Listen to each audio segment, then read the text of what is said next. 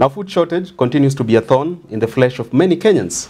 Currently, the conversation on air around the Kenyan space is the reintroduction of the Shamba system. What are the pros and cons therein as much as the country is gravitating towards a path of addressing food scarcity that has sent many Kenyans starving and many households going on an empty stomach at the end of the day?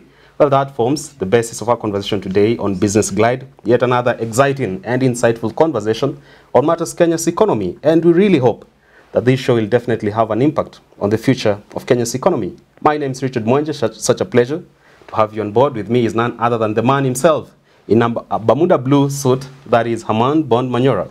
Great to see you, sir. Wonderful. Still aging like fine wine? Doing very well. No gray hair? No. How? Young people. Very young? Yeah. Like Baba Raila Odinga? Of course. But you don't say. How can you say? We are seeing issues to do with the Shamba system conversation all over the space. It was, of course, ignited by DP himself, Rigathi Gachagua. Yes. In his argument, he's trying to address matters to do with food shortage in this country, food scarcity. Would you say this far? The problem with perennial food shortage in Kenya is because we haven't made enough use of our forest cover and our landmass that we have to go the agroforestry way, or just because we don't want to be as productive as much with what we have in our lands? I don't, and I very much doubt that the DP said our food shortage should be sorted out by the Shamba system. I think he was just trying to be populist. He has forgotten they are in office already. He was talking as if he's still campaigning. But I don't think he's foolish enough to think we can address our food shortage through the Shamba system. But if you look at the voice... He's an intelligent man. How about the intonation that came with such sentiments? It was such serious. It had the gravitas in there. That I'm saying, for a moment, DP Rigathi Gachagua had forgotten they are in office. So he thought they were still campaigning. Just recently, of course, the president was making his declaration speech at the UN over matters to do with climate change issues. Don't you find it so much absurd that just a few days later, in as much as it's a populist agenda, that is a subject that DP couldn't have done that? That is why I have said President William Ruto, DP Rigathi Gachagua must know now they have government in their hands. They have to run it. No time for complaint, blames, populism, drama. Cut all that work. All right. So the Shamba system has its own problems. You know. I never supported Wangari Maathai when she was talking about the Shamba system. I grew up in a forest station, Turbo forest station, Nzoia forest station. That's where my father used to work. And I saw people, they breathe with the trees. They can never destroy forests. They plant their maize, and the second season they plant maize, the third season they plant only beans, and I think now they leave. They tender to the trees, and these are small people. And they can never destroy the forest. But now it has become more complex than that. So Gachagua has to sit down and reckon with the people who want to deplete our forest, with the people who once given half a chance. You give them 1 foot, they go 10 meters. They will want to get title deeds. They will build. How will he handle all that? But initially, I never supported Wangari Maathai in issues of Shamba system. I said it was a good system. But today, what has happened at the Mao, I will be very hesitant to bring back the Shamba system. Talking matters Mao, we saw a number of Kenyans who saw that as a conduit towards land grabbing. Yeah. In case we reintroduce the Shamba system, do you think Kenyans... That's where you're headed. We'll go back to that route? Yeah.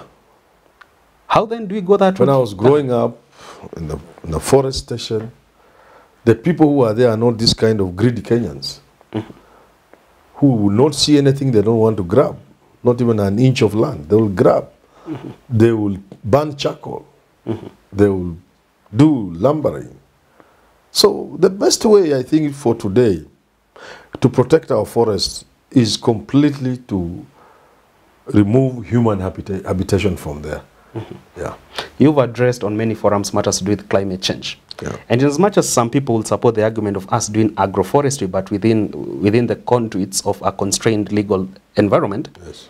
Don't you think that we should not even dare look at it that way, because the natural ecosystem has to exist in its own full capacity? Yeah, agroforestry must not be confused with going to the forest to farm. Agroforestry is on a small parcel of land I grow trees and I plant crops so long as those trees do not affect the crops. That is it. That's agroforestry. You combine agriculture with the forest. You have trees in your small parcel of land. So long as those trees are not the type, they are not like blue gum, for example. It's like gloveria. If you have planted coffee, you can plant gloveria in between the rows. In fact, it's good for the crops. They do also what you call, when they shed the leaves, yeah? They do mulching, you know, for keep the moisture. They also manure for humus. And also there are many things like, I don't know what it's called, they are used for, as animal feed, fast growing trees.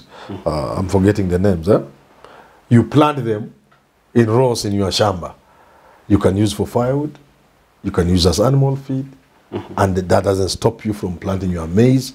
That's agroforestry. But if one were to talk about taking people to the forest, I will agree with you. The forest cover is depleted so badly, we need to replenish it, and there's no better way of replenishing it than stopping human encroachment. Much as many Kenyans see Shamba system as now the evil in here, don't you think Kenya's appetite for cheap fuel is now even the bigger devil? Because we are seeing Kenyans getting into this forest day by day, going for firewood, etc. The government should first address matters to do with production of cheap energy, which is renewable energy, go the bigger way of wind energy, electricity energy in homesteads, other than traditional forms of firewood, because they find it, gas is so expensive right now. Cost of energy is expensive in Kenya. I was having a discussion this morning with my son. And I was telling them, no country can succeed today without mainstreaming knowledge. You're saying, no, we need to pay people, we need to give money to the judiciary, to the police, and say, but everybody wants money. Where are you living? The universities, they also want money. I say, no, that's not urgent. I told him, you are wrong. Modern world will be fueled by knowledge. So, government must set aside sufficient funds for research. And then that addresses your issue of renewable energy. You know, green energy, solar energy, wind energy, and all other forms of energy that do not deplete the environment, that are affordable, that makes us rely less on fossil energy, that make people not go to the forest for firewood because they have better alternatives. I was in some country and I saw in homes, which country was this? In homes, people are using solar to cook githeri. A simplified thing that goes up like this, and then it is tapping the sun energy here, and your jiko is here, something is here, safuria is there, you go to the shamba. Ukikuja jioni githeri imeiva. We have sufficient. Look, Germany, for example. Germany is a temperate country. They don't see us, even a quarter of the sun we see, do they? Winter all over the place. And yet, they have sufficient energy from the sun, to the point that you get credit for using solar instead of grid energy sometimes. You know. But that cannot come unless we mainstream knowledge. Yeah, that's the argument I had with my son. Knowledge must be mainstreamed. I would have asked the government. The money that was going to CDF was about 30 billion per year. If you channel that money to research, 20 billion to universities, 5 billion to Carlo and Kefri and these other research institutes, and you know, we would in 10 years we would not be the same people. This country will be totally different. If you're talking about matters mainstreaming knowledge, especially matters to do with the energy sector, we've seen your close friend Jerotich Sei being tipped to take the cabinet secretary position for energy. You've debated with how over time. Do you think? Stop there. Activists are rarely given these things. They can make a mess. They can do. An activist cannot run. Many have shown so much confidence in Jerotich. Don't you think she can fit the energy? An activist, you not. With all that knowledge and matters to renewable energy? Do not. No, it doesn't happen anywhere in the world. Once you take power, you realize these are jokers. You can't give them power like that. You can't give them that kind of role. Even Boniface Mwangi couldn't have done it for an Azimio government? They cannot. You can't make them ministers. You can empower them to continue in that line. You know, form commissions. Let's say, how do we increase our forest cover? And you put somebody there. If it's somebody to do with the environment.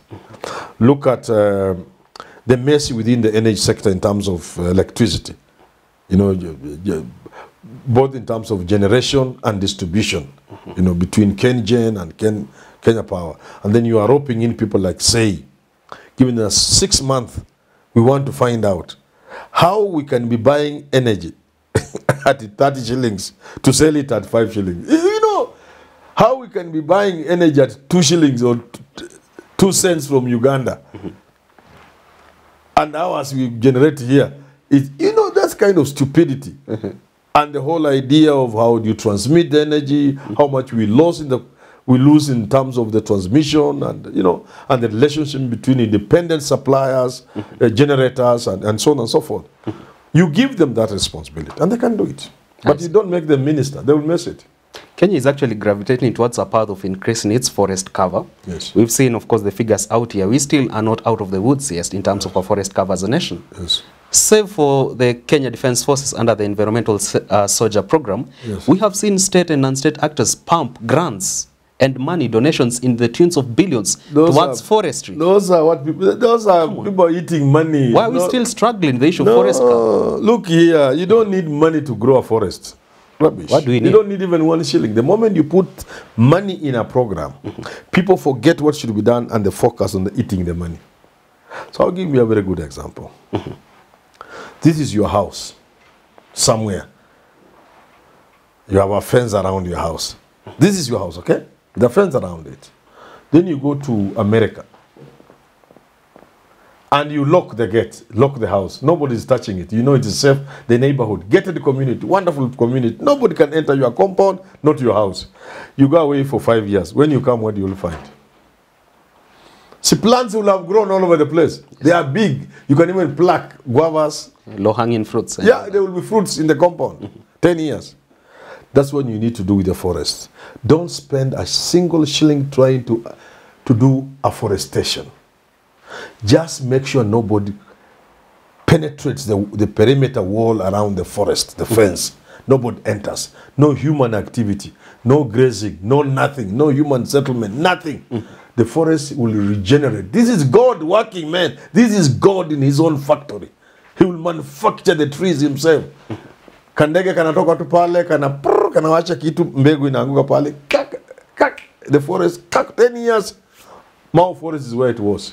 You do not need to spend 1 shilling planting trees. Don't. You'll waste your time. This year, Kenya hosted actually the assembly, the United Nations Environmental Assembly, and one way was we increase afforestation to address issues such as food starvation in Mandera, in Wajiri, and all those northern frontier districts.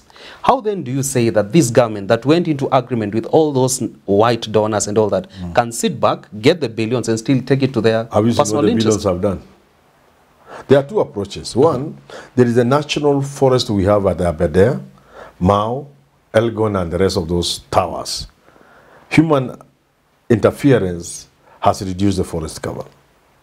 And the Maragoli Hills, where I come from, they have been exposed. You can just see stones. It used to be a forest. What I'm saying is, if you leave that former Maragoli forest, which was raised down by Dev, there will be natural growth of the forest. If you stop people from entering the Mau, certain radius of the Mau, there will be natural regrowth of the forest. But you can also go out deliberately in a scheme to plant trees where there were no trees. That's a different story. You can engage in afforestation. That's a different story. We should do it. I've always wondered, for example, why hasn't Kenya Power planted 1 million acres of trees? If Kenya Power had planted like 2-3 million acres of trees over the past 20 years, they would not be buying a single tree. We went came with the cement poles, but we're still going to the forests. Business, crooks. We had a task force to look at that. Those are crooks. Which task force? Public experts. Another way of using money. That nothing, just eating money. They sat down. I went to a task force one day and told them, "Can you please go home? Take your allowance. There's nothing you are telling us. Yeah, go away." Come on. Manyora, please, Manyora. What I told him, yes, you know what you are saying is not true. There's nothing you are doing. Mukula allowance, muende. There's nothing. Professors and doctors in the room? Yeah, I told them, this is just allowance you are drawing. I see. Many years down the line, they agree with me. There's nothing they were doing. I meet some of them, we laugh. Because it's about about relooking the education system. I told him the things you are pretending you are trying to find here, they are already in our files. We have done research. They are there. They are in books. They are there. Nothing new. Yeah. Come on. So it's the same. And that's why I keep saying, for this country to go forward, and I will repeat this until I have no more breath in me. For this country to go forward, it cannot be business as usual. The president must look for serious men and women. Not activists. So long as they are serious, we can even have a few activists. But bottom line, you must be a serious person. If I was the president, I would have no problem getting the best men. I just ask you, I have a minister of agriculture, I'm looking for a minister, come. How many people want? And you must be not a joker. There is no job you are coming to do. You are coming to work. No, if you know you have ideas, kujeni State House, tukutane na nyinyi pale. People will fear. Maybe 20 people will come. Then I tell them, go home. Come back after 30 days. Tell me how Kenya will begin exporting food instead of importing in the next 5 years. No more Talk to me cycles. about fertilizer. Talk to me about demonstrate to me, you know, the plight of maize farmers. Give me the mitigation of the same. Talk to me about value addition. Talk to me about marketing. Talk to me how much you will export in every year in terms of maize. Talk to me how you will stop importing edible oils, what you need to do to step up production of plants from which we can then manufacture oil. Strengthen Out of the 20 people, only 3 may come back to me after 30 days. That is a Herman Manyora's presidency. Yeah, out of the 3, I'll tell them, go home. None of you can do this job. I re-advertise again. It's very simple. It's a simple thing. You want to run a university? I've given this example. I want in 3 years how you can raise 50 billion without departing from the core mission of the university. If you are in the University of Nairobi. Radical 50 billion every year. Nione umereis. 5 years, no salary from the government. You pay everybody and pay them well. And run the university and do research and everything else. So it should be as simple as that for William Ruto and anybody else who is president. Well thought, sir. As we come to the conclusion of this particular edition, we have seen Kenyans, many of them have been excited. They want to go into this forest under the ban of the Shamba system. Is it? They are raring to go. Now that land is such a scarce resource and it's a highly emotive subject in Kenya. Yes. By them really wanting to go into this forest, does it mean that we have so much infertile soils in Kenya, or is it lack of agricultural extension services from the government that we cannot produce much from the little pieces we have as a country? You see, when the people are struggling to rush and get a quarter, an acre or 2 from the forest, there are thousands upon thousands and millions of acres of land, arable, with rains. You don't need irrigation, lying idle. There is so much land that is fertile that requires some little water and some little irrigation. In the northern corridor. So why are you rushing the forest? Even before you talk about anything. You cannot solve the food problem in this country before you solve land issues. Because here is a gentleman who has 100,000 acres in Narok. He doesn't use it. He's never used it for the last 30 years. A guy has 40,000 acres somewhere in Nakuru. He has never used it. They are conservancies. No, I'm saying arable land. Alipanda ngano the last time 1976. Hajawahi panda tena. It's just there. I know friends, they take me for a tour to show off. Unaona kwa ile pale tunazunguka na tujafika, please, we have, this is yours. In a helicopter. So I have friends who have land. There are people with trucks and trucks and trucks of land. Kuna wazungu wako hapo wanaita conservatories. Huyu msichana ako na 150,000 acres like Kipia. Hata ajui Kenya ni wapi. Bird sanctuaries. Hata ukimwambia point on the map of the world where Kenya is, she has no idea. And yet, she has inherited 150, 120, 80,000 acres of land in Laikipia. Under the ban of wildlife tourism. Rubbish. No country can develop like that. How about the millions they are pumping to Kenya Wildlife Service? What is that? For who? For who? They killed their animals to develop and get where they are. They should not lie to us. Come on. I'm not telling you. They're nobody. The white rhinos there, they are taken care of. What for? We will protect them. We have lived with them. But no Mzungu should lie to us. They love our animals more than us and they can protect them. Rubbish. There's nothing like that. So land is at the core of the problem of food.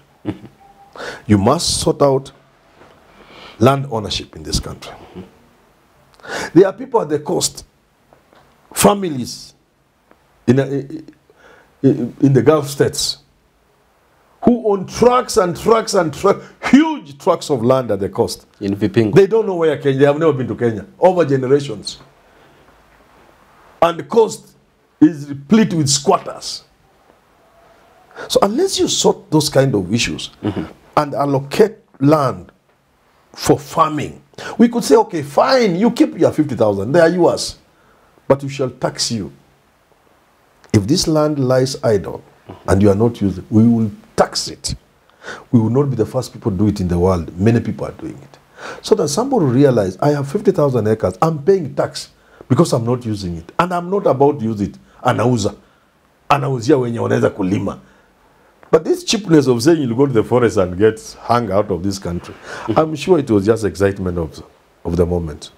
Well, that point by Herman Manyora, the phenomenal think tank, takes us to the wrap of this conversation, another exciting and insightful one here on Business Glide. Such a pleasure to have you on board. But before I leave, time for our Fan of the Week segment. And today, sir, last week I got the privilege of meeting Raila Odinga. And in there, can you imagine, the entire escort, his security detail, our big fans, you witnessed that. And there are two gentlemen, one of course is the lead under the ban of Romeo 1 and the other one, they were ghetto center. They are our big fans. Today they are our fans of the week. What do you say to them? Thank you very much. Continue guarding our beloved Raila, and you are doing a good job.